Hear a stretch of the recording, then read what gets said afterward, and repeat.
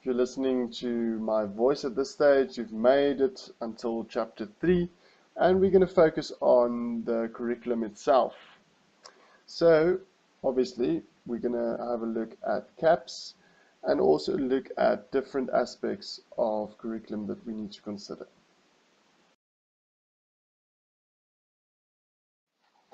So first of all, this is important. If we refer to the Latin word currere, it means to complete a race. So I've put a visual representation there, and I hope not only do you complete this race of this course, but that you can also link the word currere or curriculum to kids in your class, children having to complete the race. The race in this case being school.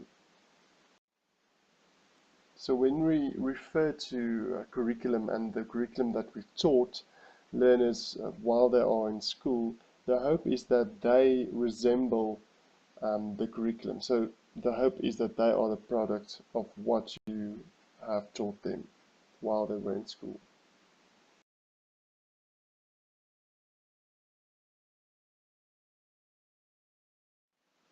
Alright, before we start on this slide, please look at the CAPS link and you'll hopefully get a clearer understanding of CAPS in South Africa. And don't just stop there.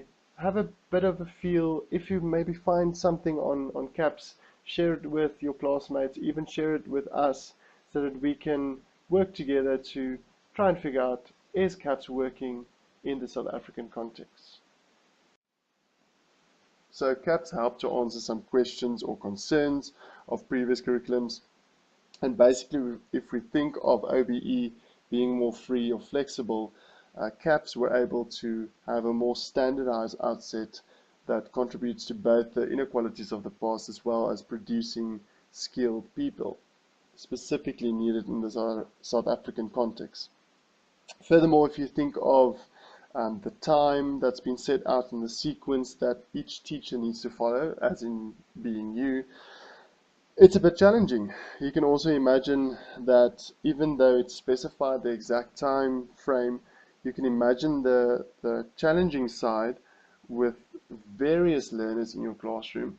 How can you adapt your program to include both the gifted children or the child that is really lagging behind and struggling to keep up with the time?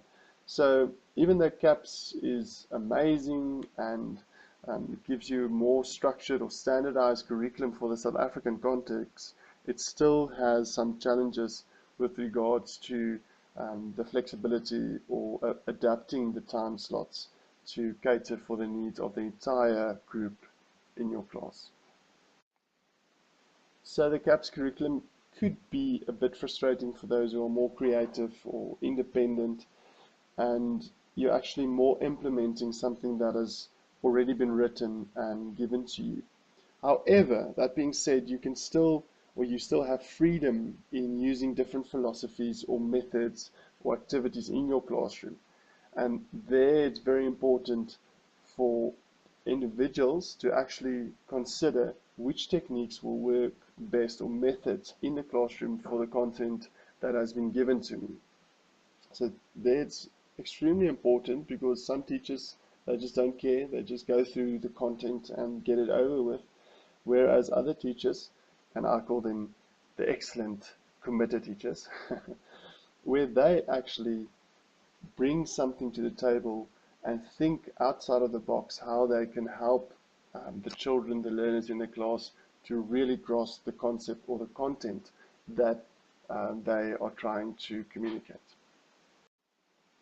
Alright, we've reached curriculum theories, and at curriculum theories there are two main paradigms to consider.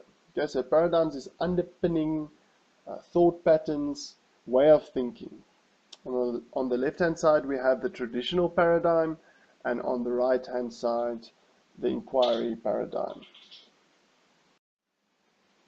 So on the left hand side, the traditional paradigm generally stipulates how a curriculum should be taught. So there's a definite package of how it should be done. And on the right hand side, the inquiry paradigm refers to knowledge being constructed together. So the hope is to develop the learners in your classroom's mind in the process.